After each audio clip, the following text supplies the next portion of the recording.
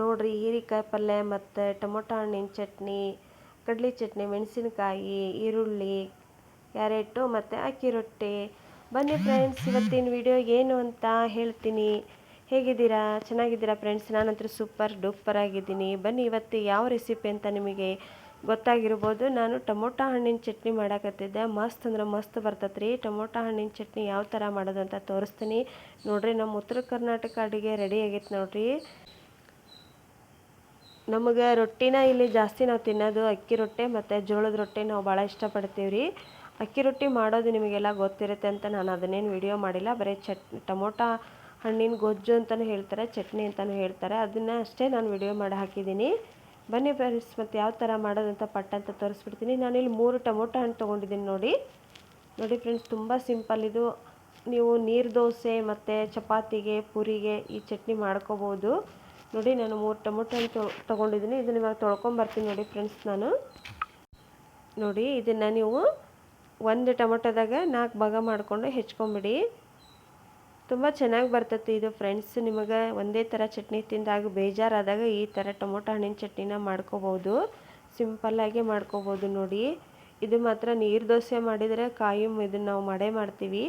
ನೀರು ದೋಸೆಗೆ ತುಂಬ ಚೆನ್ನಾಗಿ ಬರುತ್ತೆ. ಇದಕ್ಕೆ ಕೊಬ್ಬರಿ ಚಟ್ನಿನೇ ಬೇಡ, ಈ ಥರ ನೀವು ಮಾಡ್ಕೊಂಡ್ರಿ ಅಂತಂದರೆ. ಇವಾಗ ನೋಡಿರಿ, ಒಂದ್ರಾಗ ನಾನು 4 ಭಾಗ ಮಾಡಿ ಟೊಮೊಟೊ ಹಣ್ಣು ಹೆಚ್ಕೊತಾ ಇದ್ದೀನಿ ನೋಡಿ. ನೀವು ವಿಡಿಯೋ ಸ್ಕಿಪ್ ಮಾಡಿದರೆ ನಿಮ್ಗೆ ಏನೂ ಗೊತ್ತಾಗಂಗಿಲ್ಲ ಫ್ರೆಂಡ್ಸ್. ವಿಡಿಯೋ ಸ್ಕಿಪ್ ಮಾಡ್ದಂಗೆ ನಾನು ವಿಡಿಯೋ ನೋಡಿ ನಂಗೆ ಇನ್ನೂ ಸ್ವಲ್ಪ ಸಪೋರ್ಟ್ ಮಾಡಿರಿ ಅಂತ ಕೇಳ್ಕೊತಿದ್ದೀನಿ ನೋಡಿ.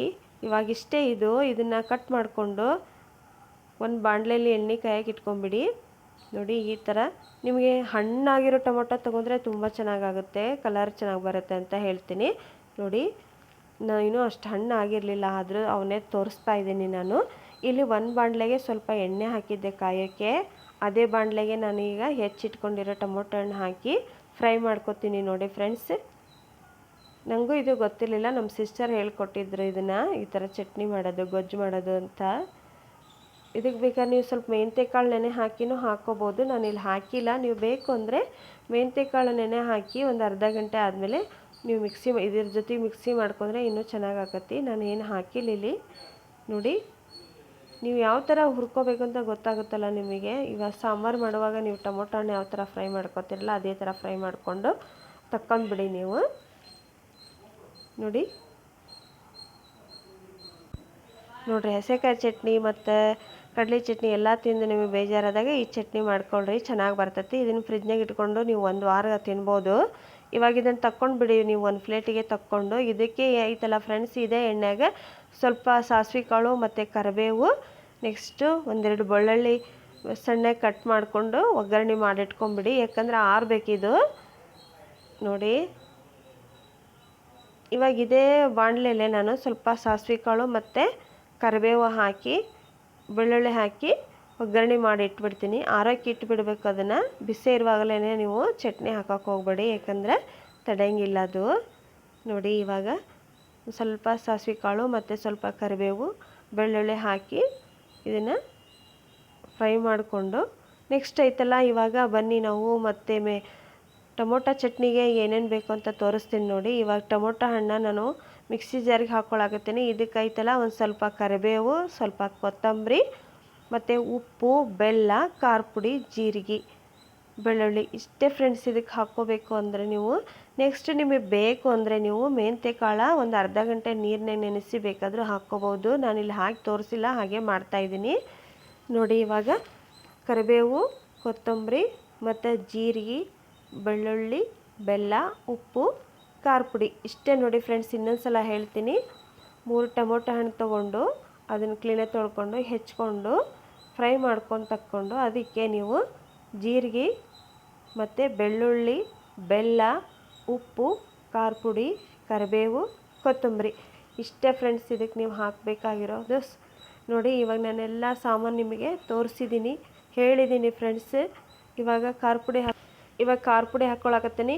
ನೀವು ಅರ್ಶಿಣ ಪುಡಿ ಮತ್ತು ಅದನ್ನೇನು ಹಾಕೋಕೆ ಹೋಗ್ಬೇಡ್ರಿ, ಯಾಕಂದ್ರೆ ಅರ್ಶಿಣ ಪುಡಿ ಹಾಕೋ ಅವಶ್ಯಕತೆ ಇಲ್ಲ ಇದಕ್ಕೆ ನೋಡಿ. ಇವಾಗ ಖಾರ ಪುಡಿ ಹಾಕ್ಕೊಂಡೆ ನಾನು. ನೆಕ್ಸ್ಟು ಜೀರಿಗೆ, ಉಪ್ಪು, ಬೆಳ್ಳುಳ್ಳಿ ಮತ್ತು ಕರಿಬೇವು, ಕೊತ್ತಂಬರಿ ಇಷ್ಟ ಇದಕ್ಕೆ ಬೇಕಾಗಿರೋದು. ನೀವು ಹಸೆಕಾಯಿ ಚಟ್ನಿ ಮಾಡ್ಕೊತಿರಲ್ಲ ಅದೇ ಥರ ಸೇಮ್. ಅಂದರೆ ಇದಕ್ಕೆ ಒಗ್ಗರಣೆ ಕೊಡ್ಬೇಕು ನಾವು. ನೀವು ಬೇಕಾದ್ರೆ ಮೆಂತ್ಯಕಾಳು ನೆನೆಸಿ ಇಟ್ಕೊಂಡು ನಿಮಗೆ ಇಷ್ಟ ಆಯಿತು ಅಂದರೆ ಹಾಕ್ಕೋಬೋದು, ಚೆನ್ನಾಗಿ ಬರ್ತೈತಿ. ಆದರೆ ನಾನು ಹಾಕಿಲ್ಲ.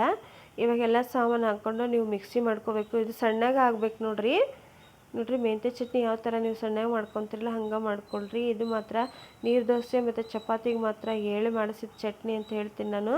ನೋಡಿ ಇವಾಗ ಸಿಂಪಲ್ಲಾಗಿ ನೀವು ಟೊಮೊಟೊ ಚಟ್ನಿ ಮಾಡ್ಕೊಳ್ಳೋದು ಹೇಗೆ ಅಂತ ತೋರಿಸ್ಕೊಟ್ಟೇನಿ. ಇದಕ್ಕೆ ಹಸೆಕಾಯಿ ಏನು ಹಾಕೋಕೆ ಹೋಗ್ಬೇಡ್ರಿ, ಖಾರ ಪುಡಿನೇ ಹಾಕ್ರಿ, ಟೇಸ್ಟ್ ಬರ್ತೈತಿ. ಬನ್ನಿ, ನೀವು ಕಲರ್ ಇರೋ ಟೊಮೊಟೊ ತಗೊಂಡ್ರೆ ಕಲರ್ ಕಾಣಿಸುತ್ತೆ ಚಟ್ನಿ. ನೋಡಿ ಸ್ವಲ್ಪ ಟೊಮೊಟೊ ಸಿಗಲಿಲ್ಲ, ಹಾಗಾಗಿ ದ್ವಾರಗ ಏನಂತವೆ ನಾನು ಚಟ್ನಿ ಮಾಡಿ ತೋರ್ಸಕತ್ತೇನೆ ನಿಮಗೆ. ಇವಾಗ ನೋಡಿ ಮಿಕ್ಸಿ ಮಾಡ್ಕೊಂಬಂದು ತೋರಿಸ್ತೀನಿ ನಾನು ಯಾವ ಥರ ಮಾಡ್ಕೋಬೇಕು ಅಂತ. ನೋಡಿ ಈ ಥರ ಸಣ್ಣಗನೇ ಆಗಬೇಕದು. ನೋಡಿ ಚಟ್ನಿ ಸಣ್ಣ ಆಯಿತು ಅಂದರೆ ಚೆನ್ನಾಗಿ ಬರ್ತೈತಿ.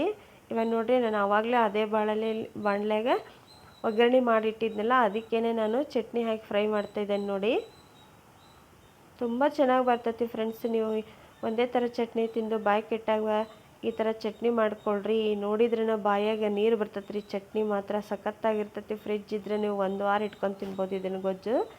ನೋಡಿ ಇವಾಗ ಎಲ್ಲದನ್ನು ಮಿಕ್ಸ್ ಮಾಡ್ಕೊಂಬಿಡ್ತೀನಿ ನೋಡಿ ನಾನು ಚಟ್ನಿನ. ಪ್ಲೀಸ್ ಫ್ರೆಂಡ್ಸ್, ನನಗೆ ಇನ್ನೂ ನೀವು ಸಪೋರ್ಟ್ ಮಾಡಿರಿ. ನನ್ನ ವಿಡಿಯೋ ಹೇಗೆ ಬರ್ತಾಯಿದೆ ಅಂತ ಕಮೆಂಟ್ ಬಾಕ್ಸಲ್ಲಿ ಹೇಳ್ರಿ. ಏನಾದರೂ ವಿಡಿಯೋದಾಗ ತಪ್ಪಿದ್ರೆ ಕ್ಷಮಿಸ್ರಿ ಅಂತಲೂ ಕೇಳ್ಕೊತೀನಿ ರೀ. ಮತ್ತು ನೋಡಿದರೆ ಚಟ್ನಿ ನೋಡಿದರೆ ರೊಟ್ಟಿ ಬೇಕು ಅನಿಸುತ್ತೆ. ನಾನು ಅಕ್ಕಿ ರೊಟ್ಟಿ ಮಾಡಿದ್ದೆ. ಅಕ್ಕಿ ರೊಟ್ಟಿ ವಿಡಿಯೋ ನಿಮಗೆ ಹಾಕ್ತೀನಿ ಫ್ರೆಂಡ್ಸ್ ಬೇಕಾದರೆ. ಈಗ ಎಲ್ಲರಿಗೂ ಅಕ್ಕಿ ರೊಟ್ಟಿ ಮಾಡೋದು ಹೇಗೆ ಅಂತ ಗೊತ್ತಿರುತ್ತೆ ಅಂತ ನಾನೇನು ಅದನ್ನು ತೋರಿಸಿಲ್ಲ. ಬೇಕಾದರೆ ಜೋಳದ ರೊಟ್ಟಿ, ಅಕ್ಕಿ ರೊಟ್ಟಿ ಸಿಂಪಲ್ಲಾಗೆ ಮಾಡ್ಕೋಬೋದು. ನೋಡಿ ಜೋಳದ ರೊಟ್ಟಿ ತೋರಿಸಿದ್ದೀನಿ ಮಾಡಿ, ಮತ್ತು ಅಕ್ಕಿ ರೊಟ್ಟಿ ಅಷ್ಟೇ ತೋರಿಸಿಲ್ಲ. ನಾನು ಯಾವಾಗಾದರೂ ಫ್ರೀ ಇದ್ದಾಗ ಅದನ್ನು ತೋರಿಸ್ತೀನಿ ನೋಡಿ. ಮತ್ತು ಅಕ್ಕಿ ರೊಟ್ಟಿ ರೆಡಿ ಆಗೈತಿ. ಮತ್ತು ಹೀರೆಕಾಯಿ ಪಲ್ಯ, ಜವಾರಿ ಹೀರೆಕಾಯಿ ಪಲ್ಯ ಮಾಡಿದ್ದೆ. ಜವಾರಿ ಹೀರೆಕಾಯಿ ಪಲ್ಯ, ಶೇಂಗಾ ಚಟ್ನಿ, ಮತ್ತು ಟೊಮೊಟೊ ಹಣ್ಣಿನ ಚಟ್ನಿ, ಮೆಣಸಿನಕಾಯಿ, ಈರುಳ್ಳಿ. ಬನ್ನಿ ಫ್ರೆಂಡ್ಸ್ ಊಟ ಮಾಡೋಣ. ಈ ರೆಸಿಪಿ ಇಷ್ಟ ಆದರೆ ಒಂದು ಲೈಕ್ ಕೊಡಿ. ಯಾರಿಗೆಲ್ಲ ನನ್ನ ವಿಡಿಯೋ ಇಷ್ಟ ಆಗುತ್ತೆ ಕಮೆಂಟ್ ಬಾಕ್ಸಲ್ಲಿ ಹೇಳ್ರಿ. ಮತ್ತು ನಿಮ್ಮ ಫ್ರೆಂಡ್ಸ್ಗೆಲ್ಲ ಶೇರ್ ಮಾಡಿ ನನಗಿನ್ನೂ ಸಪೋರ್ಟ್ ಕೊಡ್ರಿ ಅಂತ ಹೇಳ್ತೀನಿ. ನೆಕ್ಸ್ಟು ನಿಮಗೆ ಮತ್ತೆ ರೆಸಿಪಿಯೊಂದಿಗೆ ನಾನು ಸಿಗ್ತೀನಿ, ಬೇಗ ಸಿಗ್ತೀನಿ ಫ್ರೆಂಡ್ಸ್. ವಿಡಿಯೋದಾಗ ಏನಾದರೂ ತಪ್ಪಿದರೆ ಕ್ಷಮಿಸ್ರಿ ಮತ್ತು ಸಪೋರ್ಟ್ ಮಾಡಿರಿ ಅಂತ ಕೇಳ್ಕೊತೀನಿ.